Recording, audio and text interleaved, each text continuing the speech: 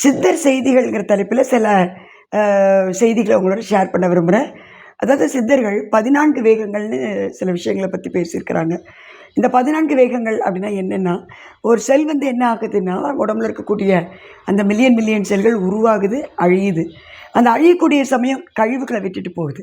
அந்த கழிவுகளை வெளியேற்றினா தான் நம்ம பாடி மெக்கானிசம் ஹெல்த்தியாக இருக்கும். ஸோ அந்த வேலையை தான் இந்த 14 வேகங்கள் செய்யுது. ஸோ அந்த 14 வேகங்கள் என்னென்ன அப்படிங்கிறத முதல்ல தெரிஞ்சுக்குவோம்.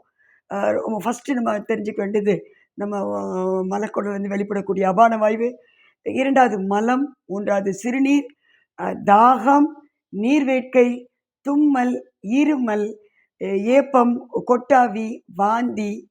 இதோட ரொம்ப முக்கியமானது நம்மளுடைய சுவாசம். இதற்கு அடுத்தது பார்த்திங்கன்னா நம்ம கண்ணீர், தூக்கம். ஆண் பெண் பிறப்புறுப்புகளின் சுக்கிலம் சிரோனிதம். இதை நம்ம எந்த காரணத்தை கொண்டு அடக்கக்கூடாதுன்னு சித்தர்கள் சொல்லியிருக்கிறாங்க.